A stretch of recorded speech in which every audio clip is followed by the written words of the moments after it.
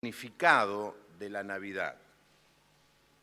El significado de la Navidad es que Él descendió para que yo pueda ascender. Él se hizo pobre para que yo sea rico.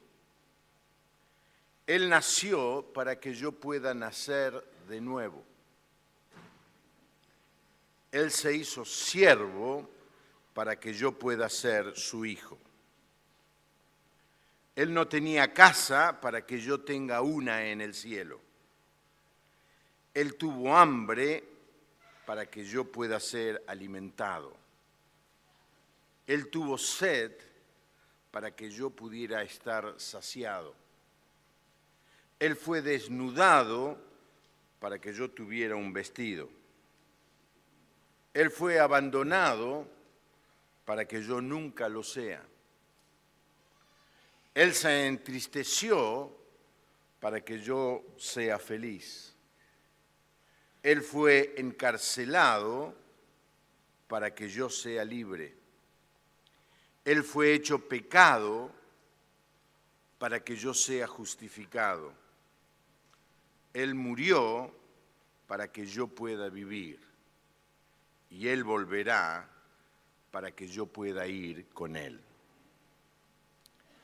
El mensaje está basado en una frase de un pasaje bíblico, la carta de Pablo a los creyentes de Galacia, el capítulo 4 que vamos a leer. Es un pasaje, un párrafo un tanto árido si no se explica, voy a tratar de hacerlo, pero que tiene esta frase que nos habla del cumplimiento de los tiempos. Dice Gálatas capítulo 4, versículo 1, pero también digo, entre tanto que el heredero es niño, en nada difiere del esclavo, aunque es señor de todo, sino que está bajo tutores y curadores hasta el tiempo señalado por el Padre. Así también nosotros, cuando éramos niños, estábamos en esclavitud bajo los rudimentos del mundo. Pero cuando vino el cumplimiento de los tiempos, y esta es la frase que da motivo a este mensaje, pero cuando vino el cumplimiento del tiempo, Dios envió a su Hijo, nacido de mujer y nacido bajo la ley, para que redimiese a los que estaban bajo la ley, a fin de que recibiésemos la adopción de hijos. Y por cuanto sois hijos, Dios envió a vuestros corazones el espíritu de su Hijo, el cual clama, Abba, Padre. Así que ya no eres esclavo, sino hijo. Y si hijo, también heredero de Dios por medio de Cristo. La frase es, cuando vino el cumplimiento del tiempo. Es que la Navidad significa varias cosas. La primera es que Dios nunca se demora, Dios nunca falta a la cita. Él envió a su Hijo en el momento exacto de la historia. Los tiempos de Dios son perfectos, no siempre los nuestros son perfectos. Llegamos tarde, no cumplimos con el pacto que hemos hecho, pero Dios no es así. Dios es alguien que maneja el tiempo y que nunca llega tarde. Muchas veces nosotros queremos pedirle a Él cosas y queremos que Él nos conteste cuando nosotros queremos, y a veces Dios se demora en su respuesta, porque Él es sabio, mucho más sabio que cualquiera de nosotros, y Él sabe qué es lo mejor para cada uno de nosotros. En segundo lugar, la época de Navidad nos ayuda a hacer un recordatorio de ese evento singular, único en la historia, dice el texto, pero cuando vino el cumplimiento de los tiempos, Dios envió a su Hijo nacido de mujer. Es decir, el texto, la frase nos dice que hubo un tiempo exacto, preciso, para que Dios enviara a su Hijo. ¿Podría haberlo enviado en otra oportunidad? Por supuesto que sí. Pero cuando veamos ahora un poco de la preparación de este tiempo, nos vamos a dar cuenta que fue un tiempo único y especial.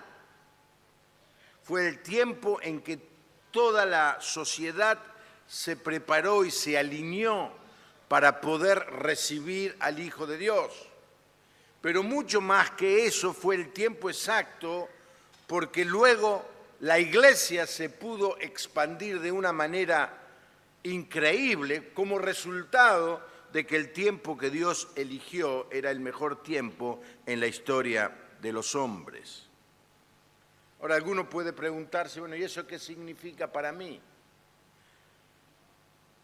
Significa que si Dios tiene su reloj funcionando para la humanidad, también lo tiene funcionando para alguno que está en esta noche escuchando el mensaje. Quizá esta sea la noche o la tarde del tiempo exacto se cumpla en tu vida. Quizá este sea el momento cuando vos te puedas encontrar con Dios. Los otros días estaba charlando con alguien que está pastoreando en una villa miseria de la ciudad de Buenos Aires y le pregunté cómo fue tu llegada al Señor. Y dice, yo escuchaba, me hablaban, no entendía nada, no entendía. Me parecía una locura lo que me hacían pensar y decir. Pero hubo un día, un momento, que vi todo claro. El diablo entenebrece, oscurece la mente de aquellos que necesitan a Cristo.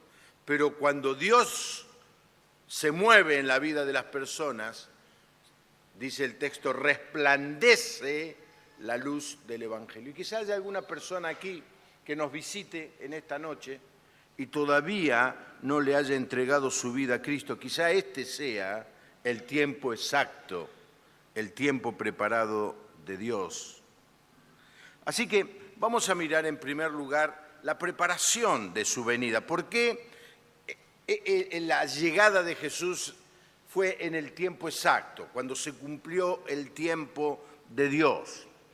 Durante todo el Antiguo Testamento, o el Primer Testamento, como le gusta decir a los judíos, no les gusta mucho cuando decimos el Antiguo Testamento, porque da la idea de algo viejo que no tiene valor ahora, y sí, toda la Biblia tiene valor, pero durante todo el tiempo del Antiguo Testamento, Dios estuvo avisándole y anunciándole al pueblo que iba a enviar un Mesías.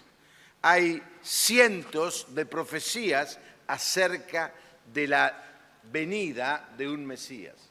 Los judíos en aquella época, muy pocos en el día de hoy, esperaban al Mesías y estudiaban la Biblia para ver cómo iban a ser los detalles de esa venida.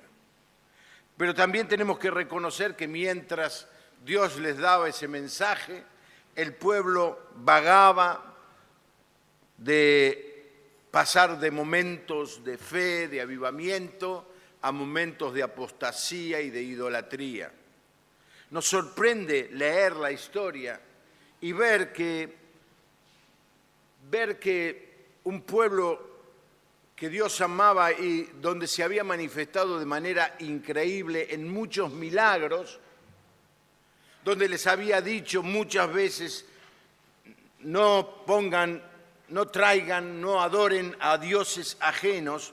Es sorprendente ver cómo este pueblo una y otra vez caía en la idolatría, como resultado de los pueblos paganos que tenían sus propios dioses, como resultado de los matrimonios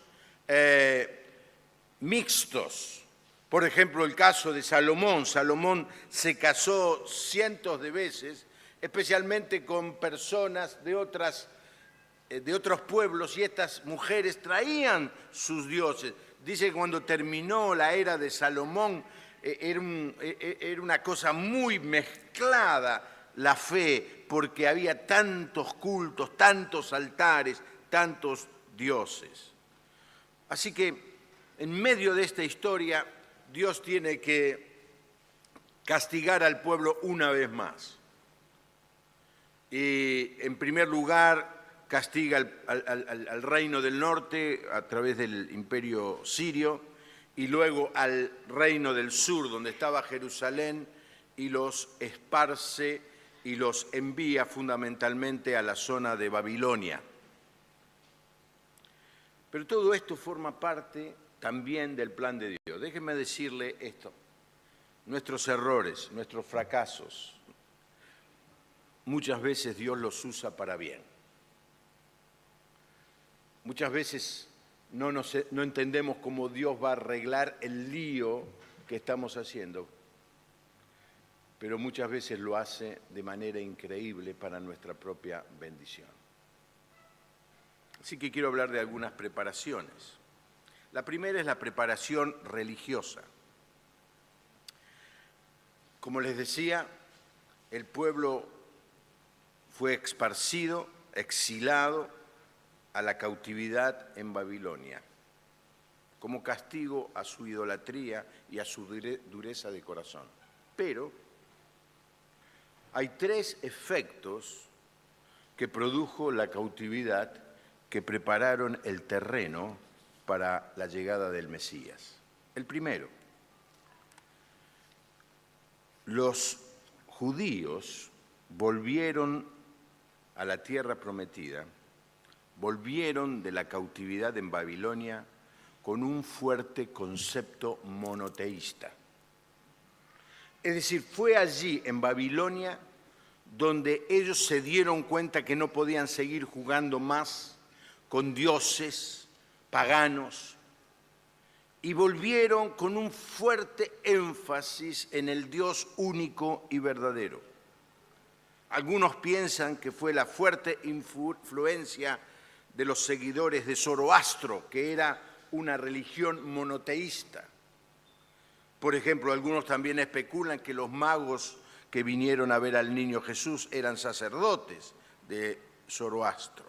No hay ninguna confirmación sobre esto. Pero lo que es cierto es que cuando vuelven, si ustedes miran los relatos bíblicos, se van a dar cuenta que ya el tema de la idolatría no fue un problema grave dentro del pueblo de Israel. Segundo elemento fundamental es que el canon de las Escrituras es completado al volver del exilio por Esdras. Este es el Antiguo Testamento y eran rollos dispersos. Por supuesto tenían la Torá, los 5 libros escritos por Moisés, que es lo más importante para el pueblo de Israel, aún en el día de hoy. Pero había muchos otros escritos de los profetas, de los historiadores, de los salmos, y estaban desperdigados. Pero Esdras, al volver, se tomó el trabajo de juntar todo eso. Y entonces, por primera vez, en la época post-exilio, los judíos tenían el libro completo, que es la palabra de Dios. En tercer lugar, hay algo muy interesante que sucede al volver de la cautividad de Babilonia, y es la aparición de las sinagogas. Hasta antes de ser esparcidos o conquistados, el culto de los judíos era en el templo en Jerusalén. Pero al volver del exilio, algo nuevo comienza a suceder. Y es que al no haber un templo terminado, el templo fue terminado después de varios años de que ellos habían vuelto a Israel o a Palestina, los judíos comenzaron a juntarse en pequeños grupos, en pequeños lugares de reunión, dirigidos por los ancianos del pueblo que lideraban la conversación y la adoración a Dios. Así que estos tres elementos fue la preparación, podemos mencionar muchos más, la preparación religiosa. El monoteísmo, el libro completo del Antiguo Testamento, como nosotros lo mencionamos hoy, y unificado, y el hecho de las sinagogas. Ahora, en segundo lugar, la preparación cultural.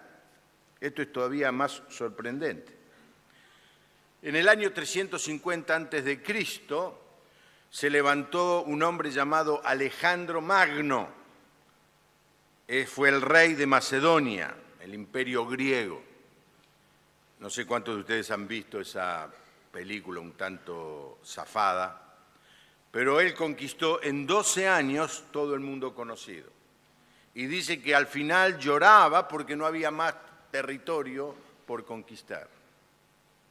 Ahora, ¿qué importancia tiene esto? Que bajo la influencia de Alejandro Magno, el mundo se convirtió, fue la primera globalización de la cultura. Ahora estamos viviendo otra mucho más grande, pero fue la primera globalización. El mundo se convirtió en griego, en su cultura, en filosofía, en arte, en drama, en literatura, en arquitectura, pero especialmente en lenguaje.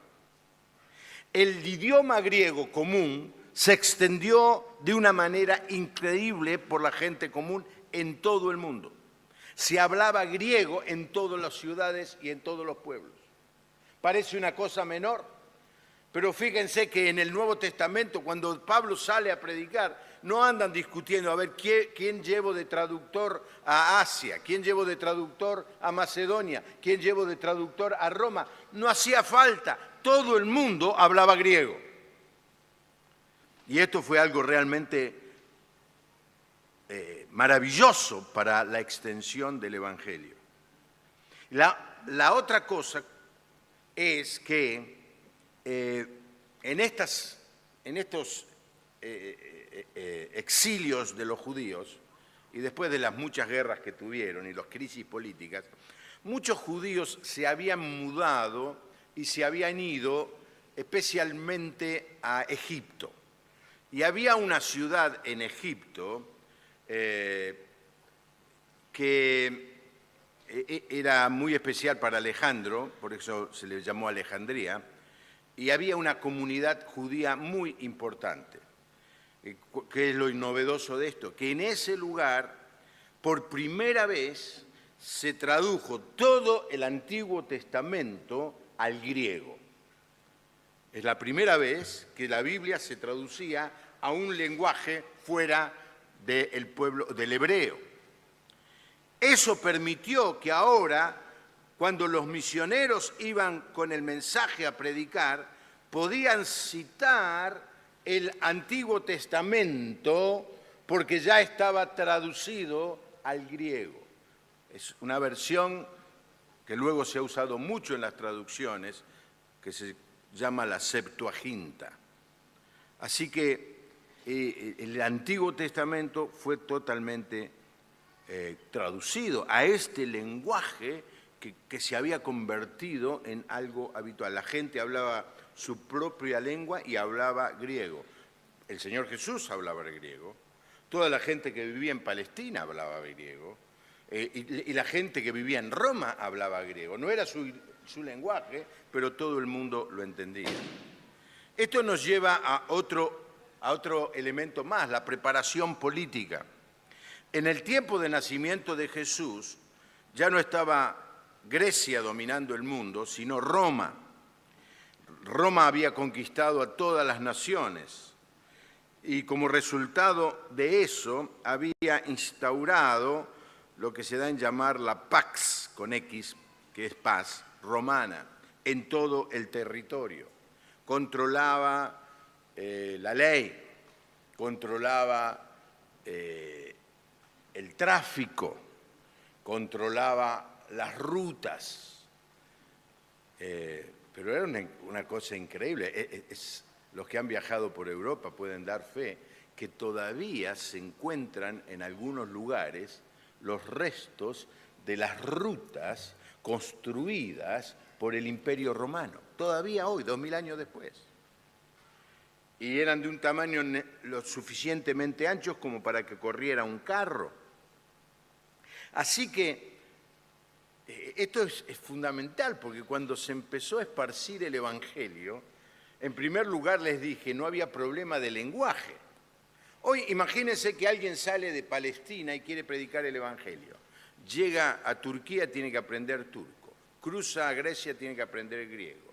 Cruza a Yugoslavia, tiene que aprender yugoslavo. Cruza a Italia, tiene que aprender italiano. Se va para arriba, tiene que aprender suizo, alemán o francés.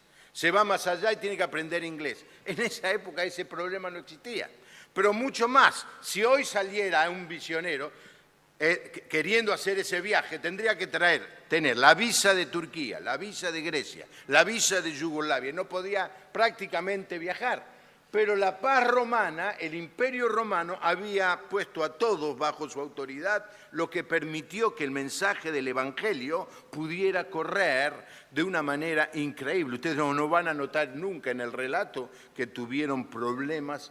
Pablo dice, y nos embarcamos de acá y fuimos allá, y lo mandamos a fulano para acá, que fuera, viniera. Esto es una cosa increíble. Inclusive el uso del correo, había personas que cuidaban las rutas, y también había gente que se cobraba peaje. No vayan a creer que lo inventaron aquí, el peaje. Y lo bueno de esta preparación política es que, como siempre ha sucedido, Dios pone a los gobernantes, y puso un emperador, y este emperador se le habrá ocurrido, Dios se lo puso en el corazón, dijo, mira, tenés que hacer un censo, tenés que hacer que la gente vaya al pueblo donde nacieron sus padres y que se anoten para que vos le puedas cobrar el impuesto como ciudadanos del Imperio Romano. Y se dictó ese decreto por César Augusto. ¿Qué tiene que ver? Parece algo extraño, ajeno a la historia. Pero por ese decreto, José y María, que estaban en una aldea, se subieron a un burro, supongo que era un burro, yo nunca vi, no sé si dice la historia que tenían un burro, pero vinieron caminando y vinieron al pueblito muy chiquito de Belén, Casa de Pan se llama. Y allí, en ese lugar, se produjo el efecto o el evento más extraordinario en la historia de la humanidad, cuando Dios se hizo carne y habitó entre nosotros. Así que se dieron cuenta, la preparación religiosa preparó el terreno, la preparación cultural y luego la preparación política.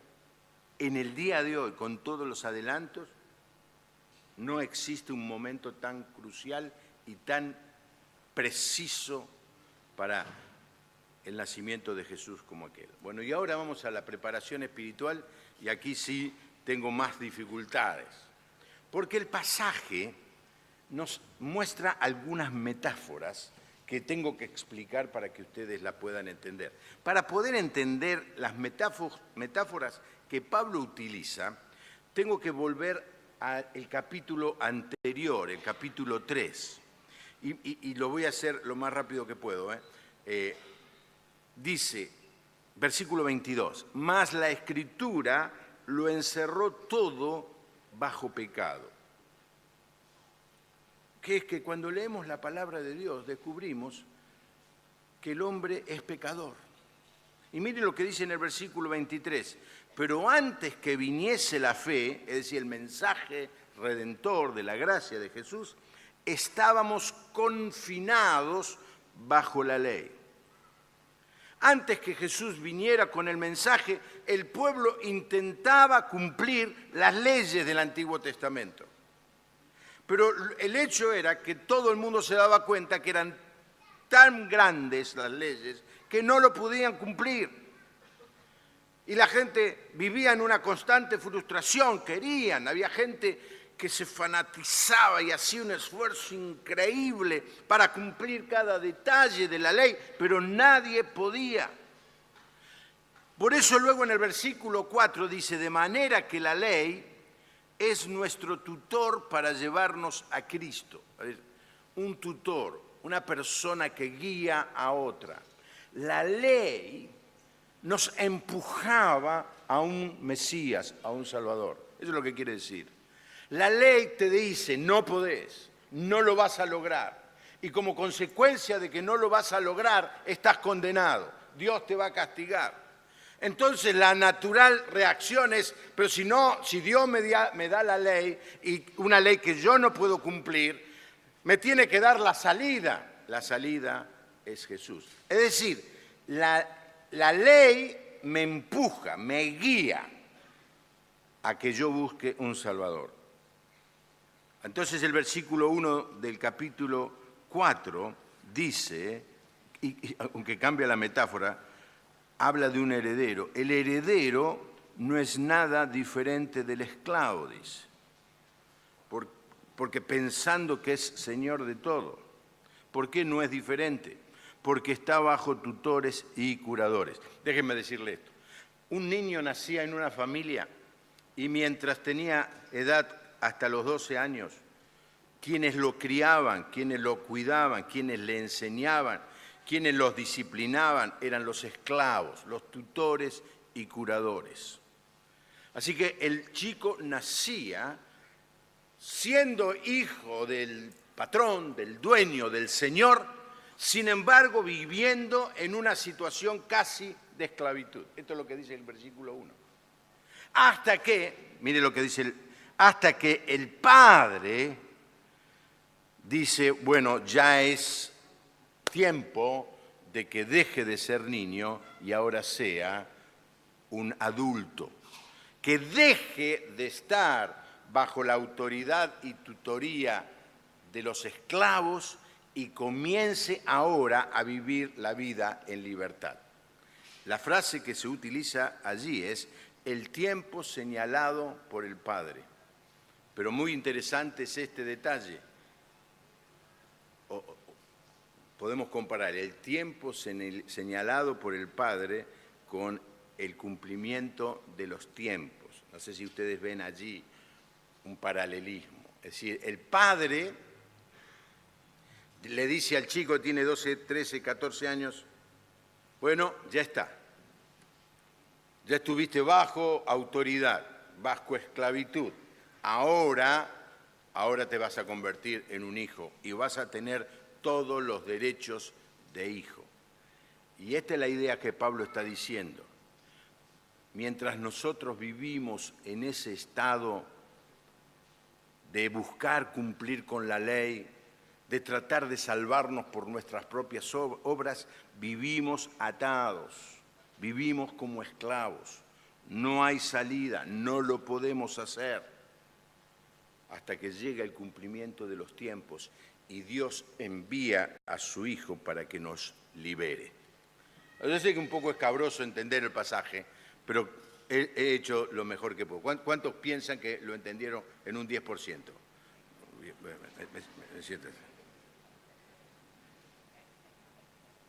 Así que es el cumplimiento de los tiempos. Para seguir avanzando, ¿cuál es, después de la preparación, esta es la preparación religiosa, lo voy a sintetizar porque no me quedo tranquilo, la preparación religiosa, la ley me condenaba, la ley me esclavizaba y de golpe Dios dice, llega el momento de traer la solución para todos aquellos que quieren ser salvos y que jamás lo van a poder lograr tratando de cumplir la ley. Entonces, ¿cuál es el propósito? Versículos 4 y 5. En primer lugar, Jesús vino para cumplir el plan de Dios. El cumplimiento nos habla de cumplir algo. Y Dios vino a hacer lo que el Padre le había encomendado. Sucedió mucho más que un bebé nació en Belén. El plan estratégico, el plan de salvación de Dios, diseñado desde la eternidad, comenzó a ponerse en funcionamiento. Y dice el texto que envió a su Hijo. Jesús se despojó de su lugar de privilegio y prominencia en el cielo para morar en el vientre de una joven mujer de Nazaret. ¿Cómo deben haber estado los ángeles nerviosos que el Hijo de Dios, el Creador del mundo, estuviera en el vientre de una pequeña adolescente, que no se caiga, que no la pisque una serpiente, que no la agarre un mal médico, no hay ninguna alusión personal a vos, que no le pase nada. 9 meses esperando el milagro. Y luego dice, envió a su hijo, y el hijo fue nacido de mujer. Y esto nos habla de la humanidad de Jesús. Fue concebido por el Espíritu Santo,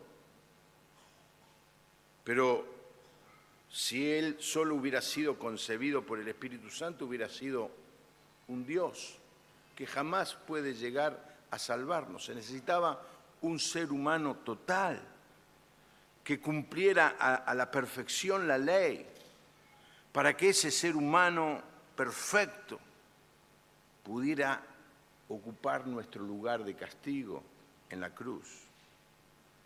Por eso el Señor, cuando se refiere a sí mismo, muchas veces menciona la expresión, se refiere a sí mismo como el Hijo del Hombre, humano, 100% humano. En esa época había una corriente filosófica que se metía en la iglesia, que hablaba de que si hay algo bueno no puede tener cuerpo, porque el cuerpo es malo. O sea, el espíritu es bueno, el cuerpo es malo. Si Jesús es bueno, no puede tener cuerpo. Se llamaba el gnosticismo. Esa corriente que se había infiltrado allí en las iglesias de Galacia, estaban trayendo esta idea, y algunos hasta especulaban, decía que Jesús era una visión, una aparición, que Jesús en realidad cuando caminaba no dejaba ninguna huella porque no tenía peso. Pero todo eso no es bíblico. Jesús fue un hombre como nosotros, tuvo sed, tuvo hambre, tuvo el abandono, sintió y le dolió el abandono de sus amigos, fue traicionado, fue encarcelado, fue azotado. Ahora también tenemos que reconocer que era 100% Dios. Es decir, el Espíritu Santo pone un esperma divino en el óvulo de María. Y esto es algo imposible de entender en términos humanos, pero es un milagro de Dios. Me acuerdo cuando yo era chico, alguna vez en esas reuniones de adolescentes, guiados siempre por alguno un poco mayor que se las sabía todas, con el tema este del despertar sexual, y se hablaba de cómo nacen los hijos y todas esas cosas, situación que supongo todos alguna vez pasaron en su adolescencia. Se burlaban porque decían, ¿cómo va a nacer alguien sin un hombre?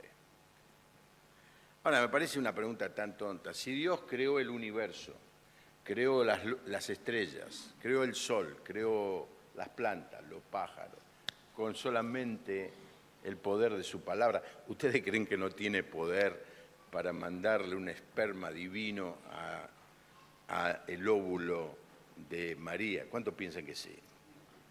Ni siquiera es un milagro, un milagrito chiquitito. No es una gran cosa para Dios eso. Así que Dios es 100% hombre y Dios es 100% humano, divino. Y luego el texto termina diciendo que nació bajo la ley. El Señor nació bajo esa ley, ese tutor, ese curador, que trataba de llevar a la gente al cumplimiento, pero que la gente jamás podía cumplir. Pero Jesús sí la cumplió. Sí cumplió lo que Dios había querido. La ley, cumplir la ley es vivir una vida perfecta. Y Jesús la vivió. Y por eso era el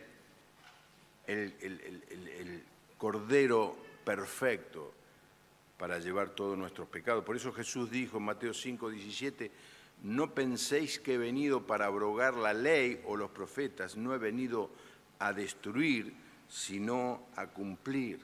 Jesús cumplió con toda esa ley. Ahora, la venida de Jesús es más que una fecha del calendario, Dios tenía un gran propósito. Primero, cumplir el plan de Dios. ¿Y cuál era el plan de Dios? Segundo, dice el texto que vino a redimir a los que estaban bajo la ley. Vino a salvar a aquellas personas que tratando de salvarse por sí mismas jamás lo logran. Vino a buscar a aquellos que con buenas intenciones y aún a veces enseñado por iglesias y por religiones le dicen tenés que esforzarte, tenés que hacer más penitencia, tenés que hacer más oraciones, tenés que ser más piadoso. A esa gente que trataba de cumplir la ley y no podía, dice el texto, vino a redimir a los que estaban bajo la ley. ¿Por qué? Isaías 64:6 dice, porque todas nuestras justicias son como trapo de inmundicias. Si cuando vos pensás que hiciste algo extraordinario, como para que te den el premio Nobel y que Dios mande un coro de ángeles diciendo, grande, lo lograste, vos sí que sos capaz, Dios dice, eso que para vos es extraordinario, para Él que es un trapo de inmundicia, trapo sucio. ¿Qué hacemos con el trapo sucio? Lo tiramos. Ya, es tan sucio que ni siquiera nos animamos a lavarlo.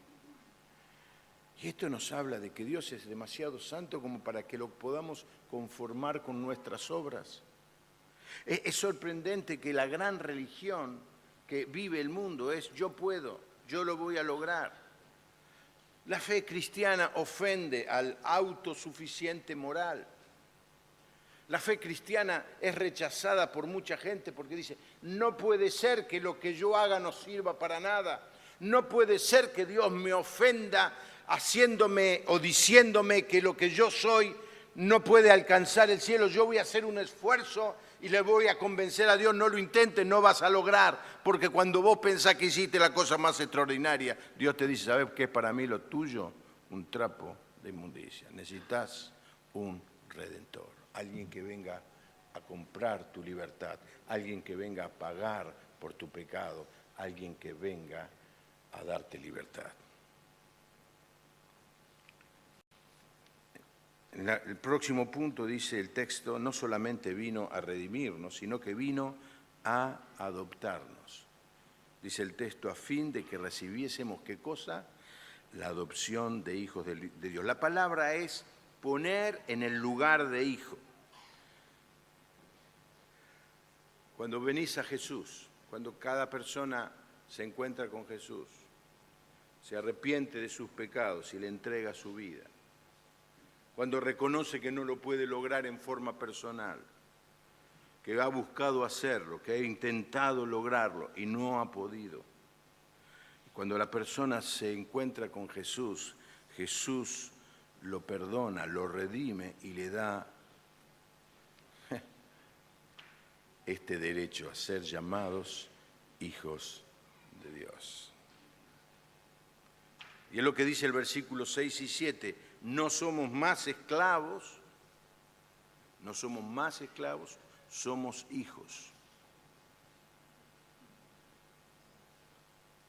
Ya no eres esclavo, dice el versículo 7, sino hijo. Y por cuanto sois hijo, dice el texto, Dios envió a vuestros corazones el Espíritu de su Hijo. ¿Y qué produce el Espíritu de Dios en nosotros? Según el texto, produce una oración, un contacto, una expresión muy profunda, que es poder decirle a Dios, Abba Padre, que significa papá querido, papito querido. ¿Saben una cosa? Si vos no podés tener esa expresión en tu corazón, puede ser que todavía el Espíritu de Dios no esté dentro tuyo. Lo que significa que todavía no sos salvo, no sos un hijo de Dios. Cuando una persona recibe a Cristo, Dios la convierte en un hijo. Antes éramos esclavos, vivíamos esclavizados por la ley, vivíamos esclavizados por nuestros propios deseos, vivíamos esclavizados por nuestra propia humanidad, nuestra propia miseria. Cuando Jesucristo viene a nuestra vida, nos da libertad. Bendito sea el nombre del Señor. Y esa libertad es la que nos produce el deseo de decirle: papá, papá querido, gracias, gracias. Estaba perdido y fui encontrado. Estaba esclavo, ahora soy libre. Era un huérfano dando vuelta por el mundo, ahora soy parte de la familia de Dios. Y por último, no solamente hijos, sino también, ¿qué cosa? Herederos de Dios por medio de Cristo. Un heredero hereda las riquezas de su padre. Por supuesto que todos tenemos un sueño, no sé si ustedes lo tienen, de que algún momento me va a llegar una carta de Italia que dice: un tío tuyo multimillonario, capaz que mafioso porque es en Sicilia, ¿no? Se murió y no sabe a quién dejarle la plata y te la va a dejar a vos. Yo que predico, hermanos, predico con toda pasión el odio a las cosas materiales, me va a dar una alegría recibir esa carta. Saben, hermanos, por más que sea un multimillonario dueño de todo Sicilia, es nada comparada con la herencia que tenemos los hijos de Dios en el cielo, preparada para nosotros. Amén. Y dice Romanos 8, versículo 16, el Espíritu mismo da testimonio a nuestro espíritu de que somos hijos de Dios. ¿Vos sentís en tu corazón que sos un hijo de Dios? El Espíritu da testimonio a nuestro espíritu. Esa certeza, esa confianza. Aún en los momentos en que le hemos fallado al Señor, aún en los momentos de mayor duda, sin embargo sabemos, no, pero Dios es mi Padre. Y no lo digo yo, me lo dice el Espíritu de Dios, el que me hace decirle, como dicen Gálatas, a Dios, Abba, Padre. Si vos no podés decirle eso a Dios, no a viva voz, porque yo le digo, bueno, vamos a cantar. Había un himno que empezaba así, con la letra de alemán, del himno alemán. Abba Padre. Y era una, Abba Padre es una expresión cariñosa, cantado con el himno de Alemania, me da una contradicción. No, es en lo privado. Cuando vos estás solo con vos mismo, vos sentís que el Espíritu de Dios te dice que vos sos hijo de Dios. Y si hijos, dice Romanos, también, ¿qué cosa, hermanos? Herederos. Herederos de Dios y coherederos con Cristo. Así que tené cuidado, la persona que está sentada al lado tuyo es multimillonaria. Achicate un poco, dale más espacio. Toda la riqueza del cielo es para nosotros. Si es que, claro, hay una condición. Si es que padecemos con Él, para que juntamente con Él seamos glorificados. Hermanos, la historia de la Navidad es algo maravilloso, es el tiempo exacto, el propósito perfecto.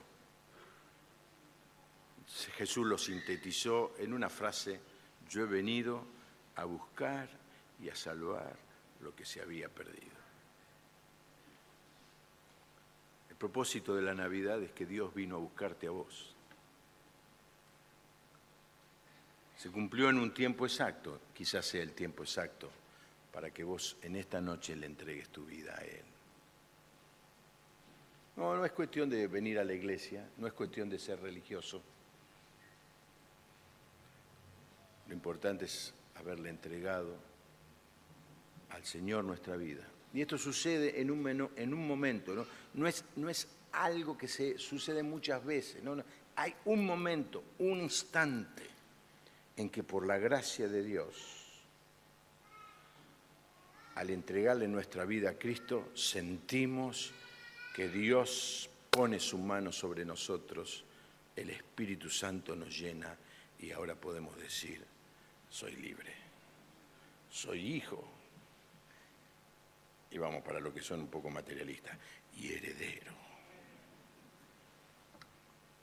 Por eso la historia de la Navidad tiene un momento culminante cuando un grupo de ángeles, un coro maravilloso, se acercó a las personas más pobres, a los obreros menos calificados.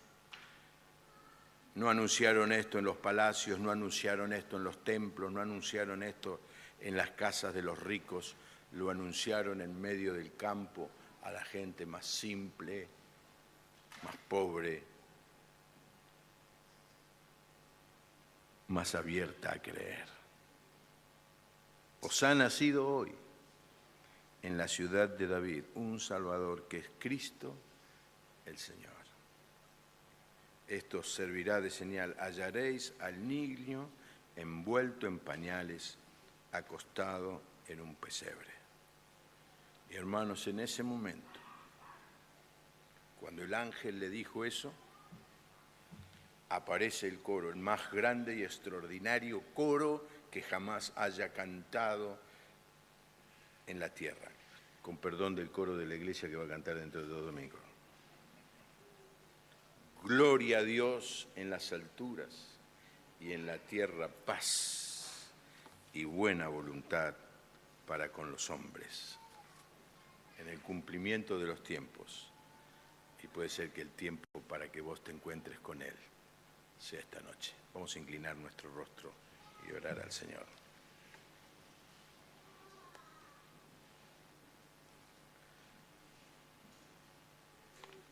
El Señor tiene su tiempo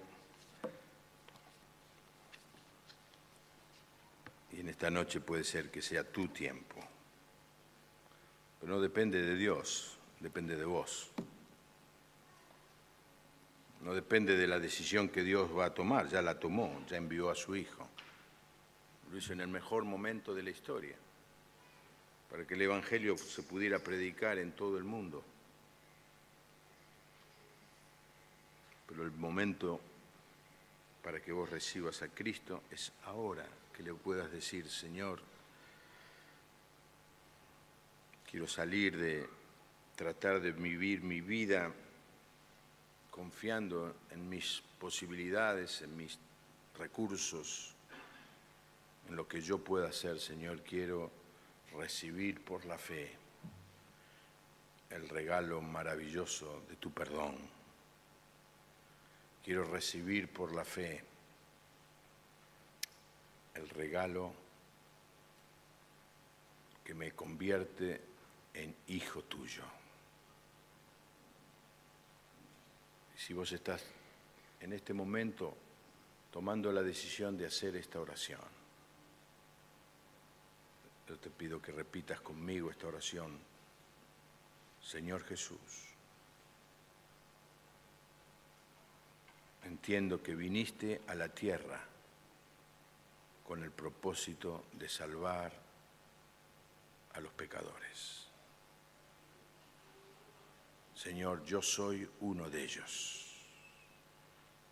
Me arrepiento y lo confieso. Pero en esta noche quiero entregarte mi vida. Quiero que el tiempo exacto de tu plan se cumpla en mi vida.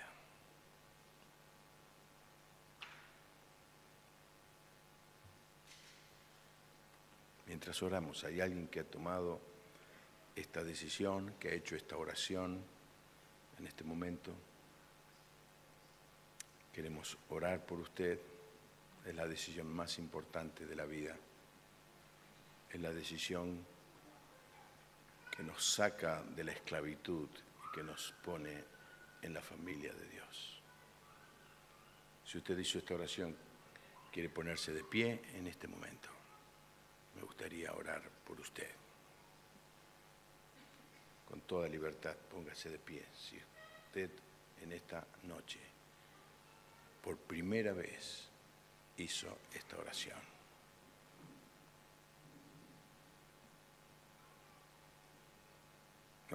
No quisiéramos que usted se vaya sin poder conversar con alguno de nosotros. Este es el momento de una tremenda importancia. Es el momento en el que le robamos una vida al diablo y se la ponemos en las manos a Jesús. ¿Hay alguien que ha tomado esta decisión?